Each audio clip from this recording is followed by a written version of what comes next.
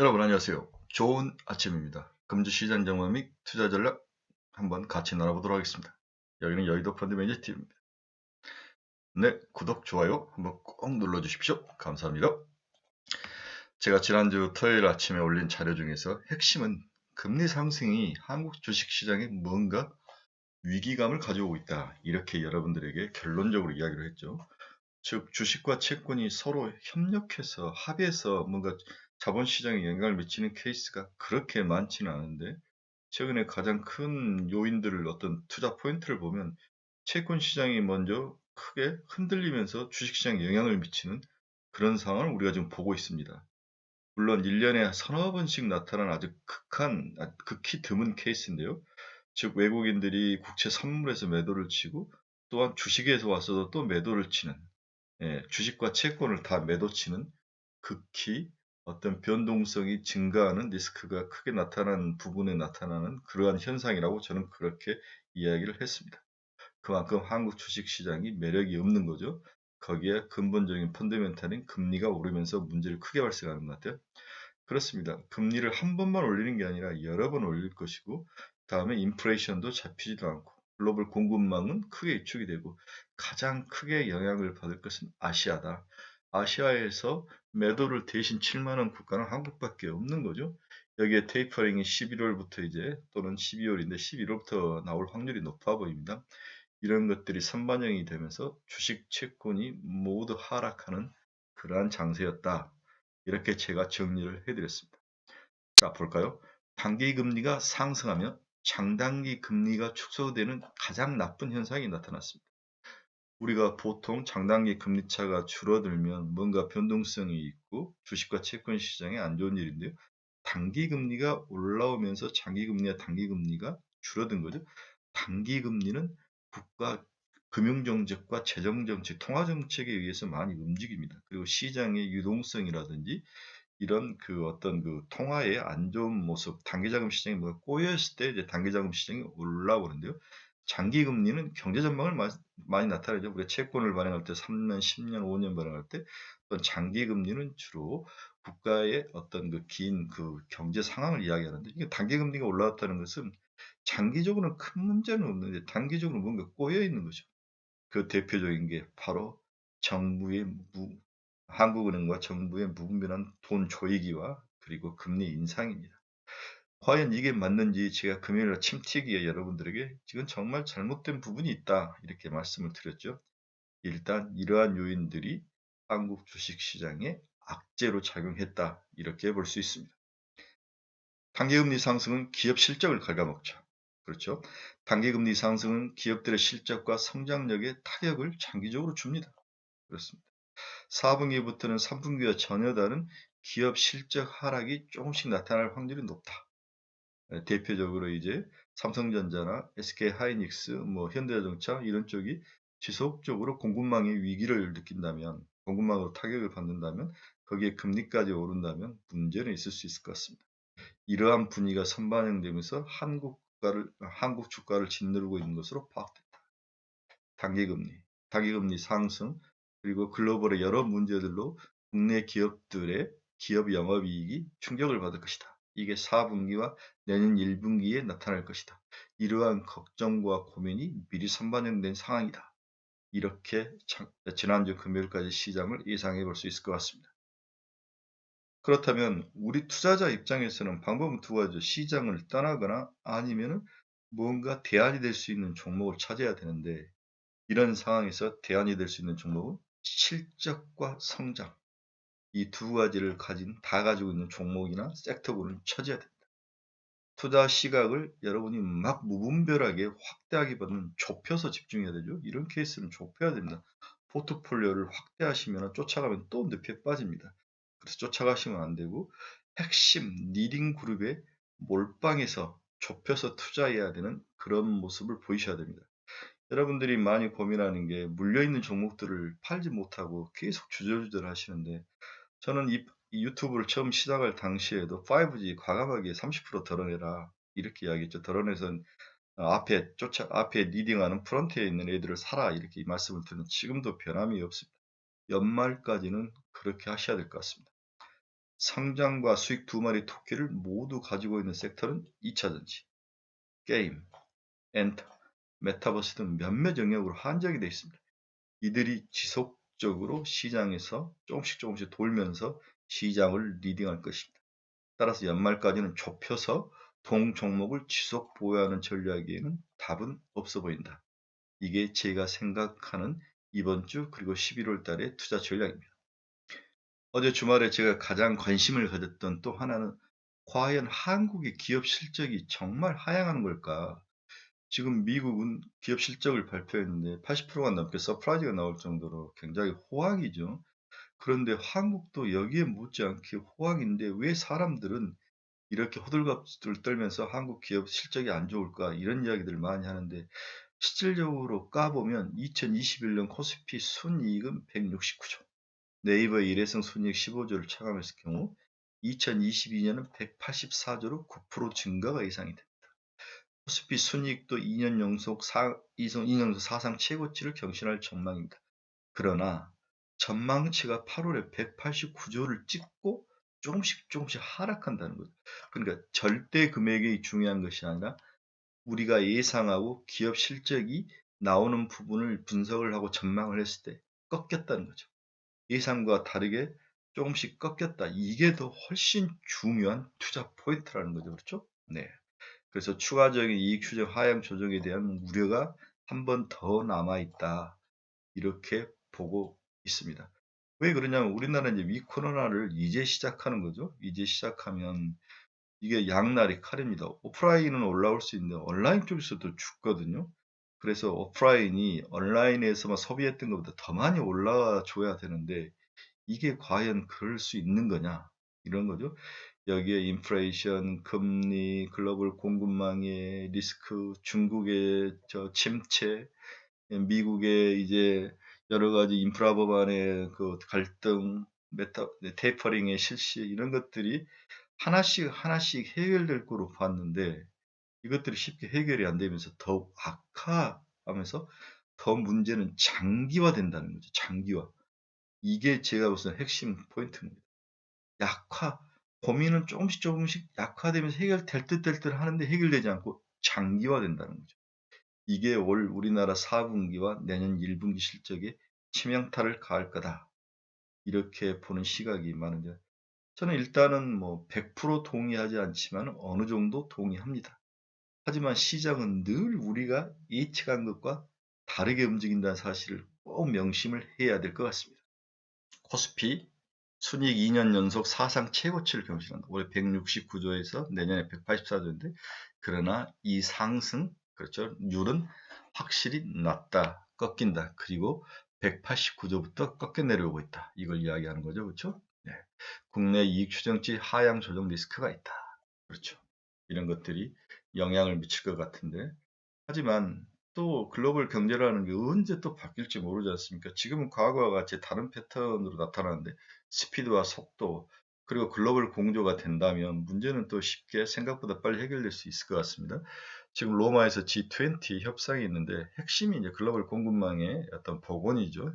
네, 한국을 굉장히 중국보다도 앞세우면서 바이든이 밀어붙이는데 과연 이런 역할을 한국이 충분히 해낸다면 나름대로 내년은 생각보다 좋을 수 있다. 이렇게 생각도 해볼 수 있습니다. 너무 부정적으로 가질 필요는 없습니다. 또 제가 보는 것은 미 인프라법안 통과는 주식시장의 바닥을 지킬 것이다. 그렇죠? 제가 뒤에 결론적으로 박스권이다 이렇게 했는데 박스권 바닥은 미 인프라법안의 통과라든지 그동안 우리가 고민스럽게 생각했던 테이퍼링이 이제 실시가 되면은 이제 가시권에 들어오면서 투명성, 클리어, 가장 자본시장이 싫어하는 불안전성, 예측 불가능성이 해결되는 게 하나하나씩 오나 죽이 되든 밥이 되든 해결이 되는 거죠. 또한 인플레이션이나 금리 상승도 이제 정부나 모든 나라들이 가만 손 놓고 보지는 않을겠죠. 조금씩 해결이 된다. 그럼 바닥은 확실히 지켜줄 수 있다. 위로 V자 반등에 대해서는 확신은 없지만 바닥은 지켜줄 수 있을 것이다. 이 부분에 대해서 여러분들이 좀 생각을 해보시고 동의를 하셔야 됩니다. 바이든 행정부는 신속한 법안체를 위해 휴먼 인프라 규모 기존 3조 5천억 달러에서 1.7천억에서 1.9조억 달러로 축소를 했죠. 통과가 목적이 일단 통과를 시키자 바이든은 전략을 그렇게 짠 거죠. 네, 버지니아하고 뉴저지에 중간 선거가 있는 것 같은데 바이든도 이렇게 손 놓고 있을 수는 없는 것 같습니다. 그동안 재정 부담과 추가 유동성 공급에 따른 물가 상승을 이유로 규모 축소를 주장한 공화당과 민주당 내 중도파가 받아들일 수 있는 절충안인 만큼 두 가지 인프라 부분 통과 가능성 커졌다. 그렇죠. 이게 바닥을 지켜줄 수 있는 나름대로 긍정적인 요인이다. 저는 이렇게 봤습니다. 이제 문제는 테이퍼링이 문이 열렸다. 시장은 단기로 조정을 받았지만 중장기적으로 회복을 할 것이다. 과거 우리가 14년을 케이스를 보면 2014년에 이렇게 보면은 초창기에 테이퍼링을 실시하고 이렇게 주가들이 다 빠집니다. 그러나 그 다음 달에 다시 올라오죠.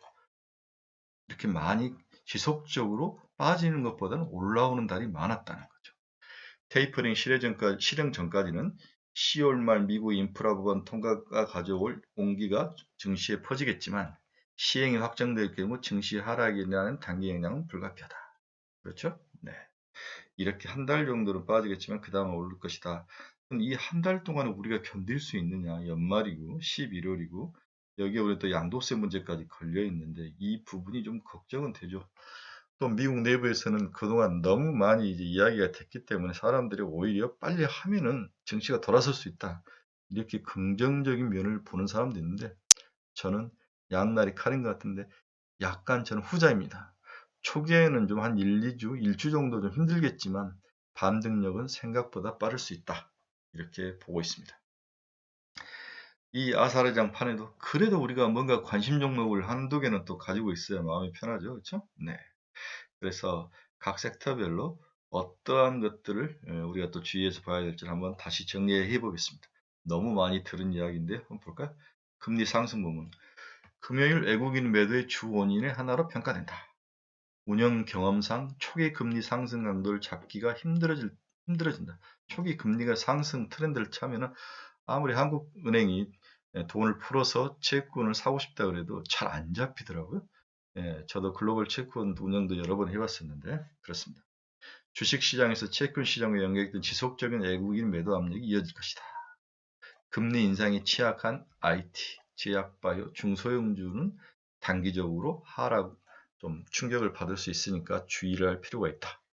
이렇게 금리 상승에 대한 제표입니다. 반도체 한번 보겠습니다. SK하이닉스, 삼성전자의 반등이 필요한 시어 보이지 않습니까? 그렇죠? 네. 전공정, 소재, 후공정 업체들도 반도체는 전체가 떠야 함께 가는데 전공정만 뜨거나 소재만 뜨거나 후공정만 뜨거나 이런 케이스는 단기적이죠. 다시 또 늪속으로 빠집니다. 지속성에 의문이 있으니까 급하게 추격 매수할 필요는 없다. 조선업종 보겠습니다. 그나마 가장 살만한 시크릿 섹터는 조선업이다. 모두 금년 실적 가이던스를 초과하여 실적이 턴어라운드 중이다. 반도체, 자동차, 화학 대안으로 기관주자들이 한번 슬쩍 대안으로 사보고 싶을 정도의 그런 모습. 이렇다면 지속성에 대해서는 문제가 있죠. 장기적으로 조선업이 이 시대 정신은 절대 아닙니다. 다만 다른 업종들이 안 좋기 때문에 피어 그룹 내에서 제가 주식은 절대 미인을 찾는 게 아니라 상대 미인을 찾는 거라고 여러 번 말씀을 드렸죠. 그런 면에서 살짝 매력 있을 정도이다. 여기서 플러스 10% 정도이면은 이익 실현을 해야 되지 않나 이런 생각을. 제약바이오, 머리 아픕니다. 셀트리온의 이익은 더 과속화될 때라죠. 네, 셀트리온은 뭐 신약도 그렇죠, 시밀러도 그렇죠, 양수 겸장으로 다 터지고 있는데 머리가 매우 복잡합니다. 이제 물려 있으신 분들이 많은데요. 저는 지금 상황에서는 견디셔야 됩니다. 방법은 없습니다.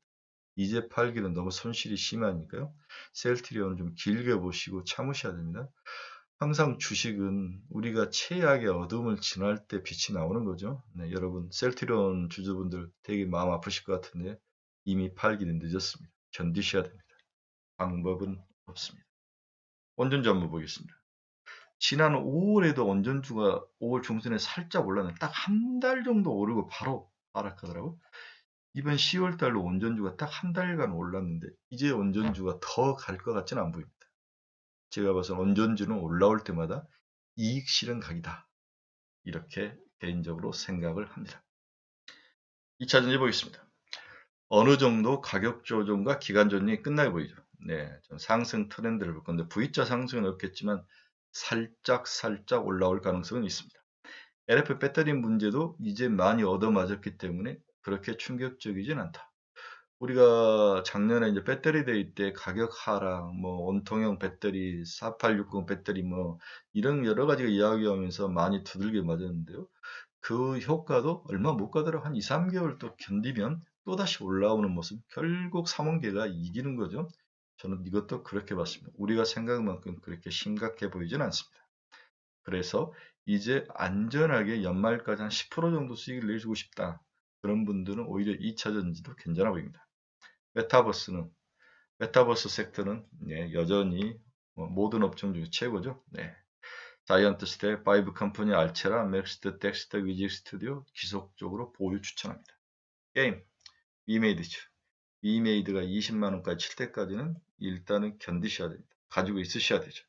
위메이드가 20만원 치면 거의 이제 템베그가 나는데 그 이후의 모습을 제가 예상할 수는 없지만 저는 팔아야 된다고 생각하죠. 네, 그 정도는 팔아줘야 됩니다. 아직까지는 16만원대 중반이니까 좀 더 남아있는 거죠. 그렇습니다. 위메이드가 현재는 시장의 삼성전자입니다. 엔터. 보십시오. 제가 앞에 금리가 오르고 우리나라가 여러 나라에 비해서 아시아 여러 나라에 비해서 매력도 없고 뭔가 좀 필요할 것도 없지만 엔터는 그렇지 않습니다. 성장성과 글로벌성과 수익성과 이 세 개를 다 잡는 분야는 엔터이다. 그래서 엔터에 대해서는 지속적으로 보여도 또 위코로나의 가장 수혜주가 엔터입니다. 그렇죠? 많은 사람들이 공연 가서 미치도록 뛰어놀고 싶은 거죠. 영국 프리미어리그 보십시오. 마스크 안 쓰고 5만 명, 7만 명이 놀지 않습니까? 네. 미치도록 모여서 놀고 싶은 그 엔터가 가장 핫합니다.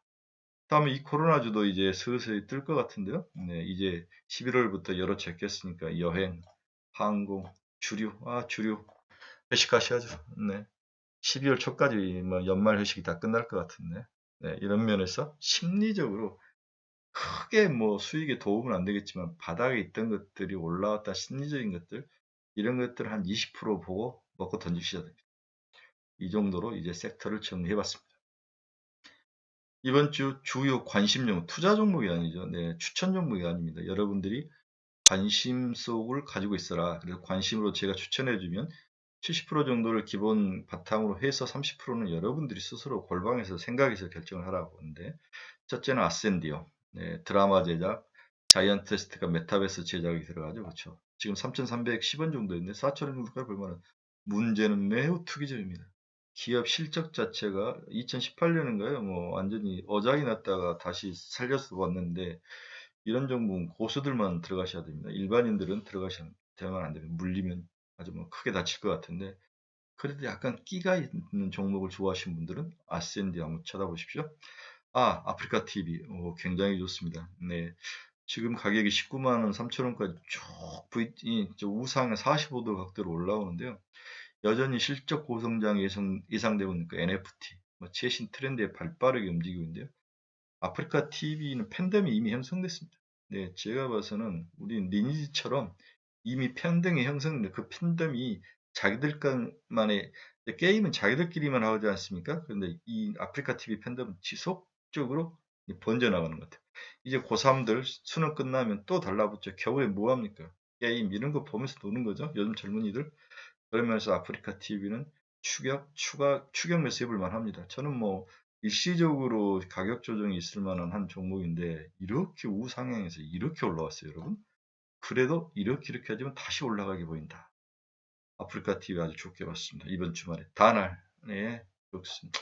결제 시스템 회사인데 가상자산 결제 플랫폼, 배달회사, 엔터테인먼트, F&B 어마어마하게 좋은 종목으로 막 늘리는 게 아니라 나름대로 의미 있는 쪽으로 자회사와 기업 구조를 가지고 확장을 하고 있습니다.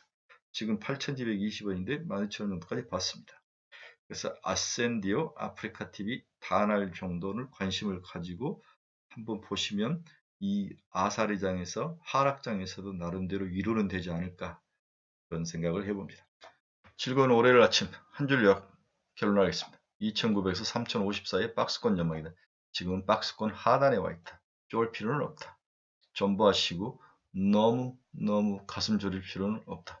오늘 정도는 반등이 어느 정도 나올 거로 보입니다. 쫓아갈 필요도 없고 종목을 추가로 늘릴 필요도 없고 기존에 가진 것들에 대해서 포커스를 맞추고 집중하고 정 살 게 없으면 게임 엔터, 그렇죠? 게임 엔터 메타버스 이 정도에서 리딩으로 가는 2차전지 리더로 가는 종목들에 대해서 살짝 발을 담그고 연말까지 버티는 전략, 이 정도가 제가 오늘 월요일 아침 11월 아침 첫날에 우리 살아가는 친구분들께 하는 제 결론입니다. 여러분, 월요일 아침입니다. 너무 걱정들 마시고 즐거운 마음으로 한 주와 한 달을 시작하는 멋진 하루가 되길 기원합니다. 여러분, 감사합니다.